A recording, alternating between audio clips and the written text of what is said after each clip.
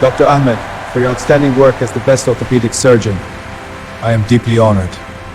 This medal represents global recognition of your excellence. वो बार बार दिल ही दिल में कह रहा था, हे अल्लाह, ये सब मेरे साथ क्यों हो रहा है?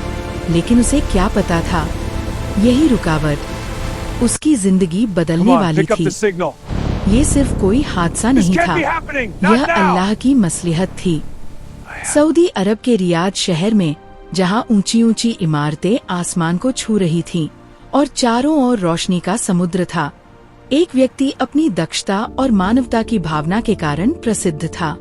डॉक्टर अहमद, उम्र 50 साल, हड्डियों के विशेषज्ञ सर्जन। उसके हाथों में केवल कौशल ही नहीं था, बल्कि दूसरों को स्वस्थ करने की शक्ति भी थी।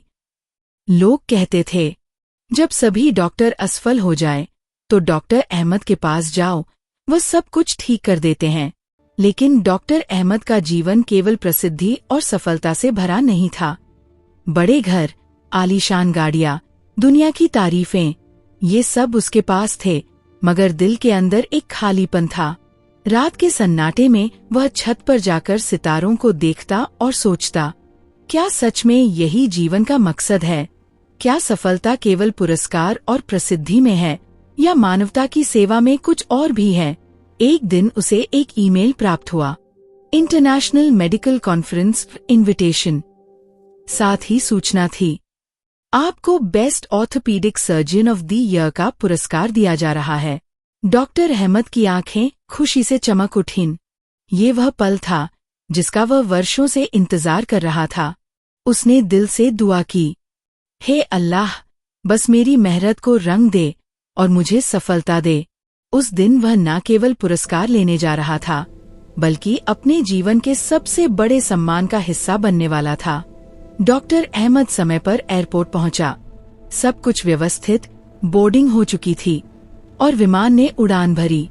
वह खुश था, अपने भविष्य के सपने देख रहा था, लेकिन अचानक एक घोषणा हुई।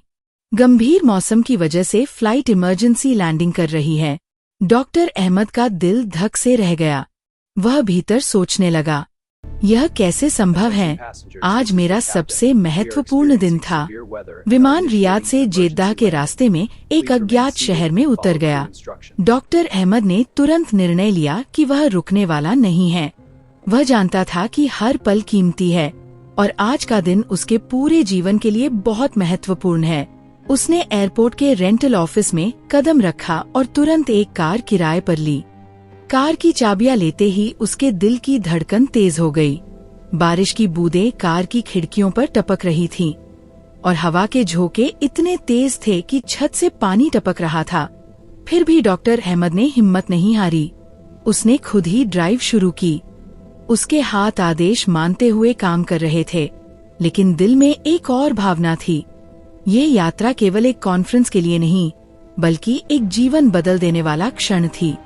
बारिश की आवाज, टकराने वाले पेड़ों की छायाएं और तूफान की बिजली के बीच वह कार चलाते जा रहा था, हर मोड़ पर पूरी तरह ध्यान केंद्रित। डॉक्टर अहमद के मन में सोच थी, तेज बारिश और भयंकर तूफान की वजह से डॉक्टर अहमद रास्ता भटक गए और एक सुनसान जंगल में उनकी गाड़ी खराब हो गई। वहाँ मोबाइल के सिग्नल भी नहीं आ रहे थे, जिससे डॉक्टर अहमद बहुत परेशान हो गए। डॉक्टर अहमद भूख, प्यास और थकान की वजह से बहुत परेशान हो गए। उन्हें समझ नहीं आ रहा था कि ये सब क्यों हो रहा है। डॉक्टर अहमद को दूर जंगल में एक झोपड़ी दिखाई दी।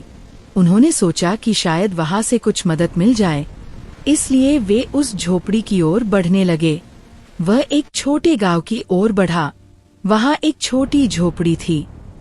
दरवाजा खटखटाया और एक बूढ़ी महिला ने अंदर से आवाज दी, जो भी हो, आ जाओ बेटा, अंदर आ जाओ। और बाहर की बारिश से थक गए हो, थोड़ा दूध पी लो और खाने का कुछ सामान भी ले लो। डॉक्टर अहमद ने धन्यवाद कहा, दूध पिया और कुछ खाने पीने का सामान लिया। कमरे के एक कोने में एक बच्ची लेटी हुई थी, दर्द से कराह रही थी। बूढ़ी महिला हाथ उठाकर दुआ कर रही थी। डॉक्टर अहमद ने धीरे से पूछा, आप क्या दुआ कर रही हैं? बूढ़ी महिला रोते हुए बोली, मेरी बेटी को हड्डियों की बीमारी है बहुत इलाज कराया, लेकिन कोई फायदा नहीं हुआ। सब कहते हैं कि इसका इलाज केवल डॉक्टर अहमद ही कर सकते हैं और वह बहुत दूर किसी शहर में रहते हैं। मैं एक बेसहारा, गरीब बूढ़ी महिला हूँ और यह असमर्थ बच्ची। मैं कई दिनों से ये दुआ कर रही हूँ कि हे अल्लाह, मेरे लिए कोई रास्ता बना। ये सुनकर डॉक्टर अहमद की आंखों से आंसू बहने लगे। उसके दिल में एक गहरा सुकून और खुशी का एहसास उठा, जिसे शायद उसने वर्षों से महसूस नहीं किया था। उसने चुपचाप अल्लाह का धन्यवाद किया, हाथ उठाकर दुआ की और मन ही मन सोचा, अल्लाह ने मुझे इस बूढ़ी महिला के पास भेजा और मुझे मौका दिया कि मैं उसकी दुआ स्वीकार कर सकूं। उस पल डॉक्टर अहमद ने समझ लिया कि जीवन में सब कुछ केवल संयोग या केवल तकदीर नहीं होता, बल्कि कभी कभी ये अल्लाह की योजना और मानवता की सेवा का सुंदर मिश्रण होता है। उसकी नजरें उस मासूम बच्ची पर टिक गईं, जो दर्द और बीमारी के बावजूद अपनी माँ का हाथ थामे बैठी थी। डॉक्टर अहमद ने महसूस किया कि ये पल न केवल उसकी दक्षता के लिए परीक्षा है, बल्कि दिल की नीयत और ईमानदारी के लिए भी एक कसौटी है। वह बूढ़ी महिला के पास गया और धीरे से उसका हाथ थामा। उसकी आवाज में गर्मजोशी और विश्वास था, लेकिन साथ ही विनम्रता भी। अम्मा, आपकी दुआ स्वीकार हो गई। मैं ही डॉक्टर अहमद हूँ और मैं इस बच्ची का इलाज करूँगा। बूढ़ी महिला के चेहरे पर आश्चर्य और खुशी एक साथ दिखाई दी। उसकी आंखों में धन्यवाद और उम्मीद की रोशनी जल उठी और वह कुछ क्षणों के लिए शब्दों के बिना डॉक्टर अहमद को देखती रही। डॉक्टर अहमद ने महसूस किया कि ये पल न केवल एक बच्चे की जिंदगी बदल रहा है, बल्कि एक माँ की सारी परेशानियों और दुआ की स्वीकृति का प्रमाण भी है। वह अंदर जाकर बच्ची के पास बैठ गया, उसके हाथ को अपनी विशेषज्ञता और प्यार के साथ पकड़कर और अपनी आंखों में लगन और ध्यान के साथ उसका इलाज शुरू किया। हर कदम सावधानी भरा, हर स्पर्श स्नेहपूर्ण और हर पल दिल की पूरी एकाग्रता के साथ।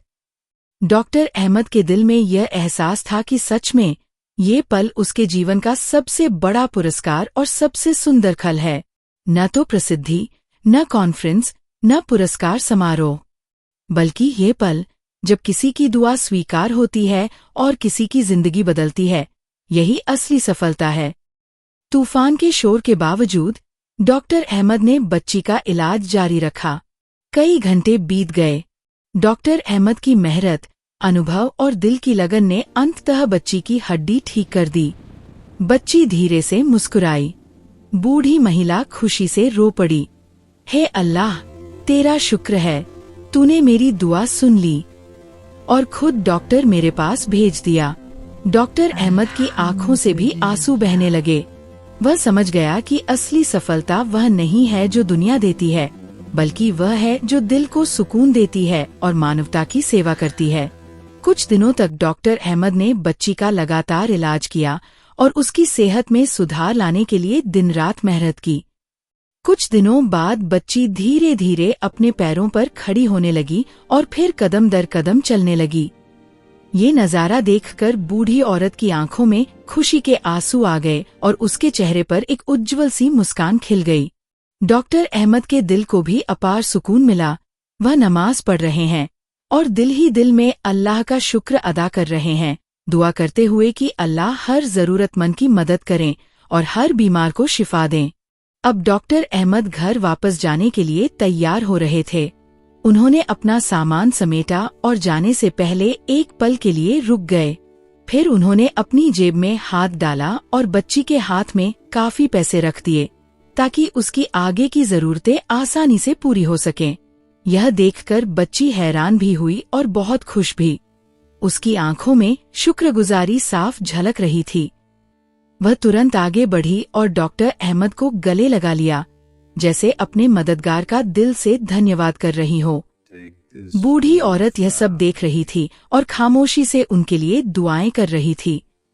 डॉक्टर अहमद के चेहरे पर हल्की सी मुस्कान थी, लेकिन उनकी आंखों में नमी भी थी।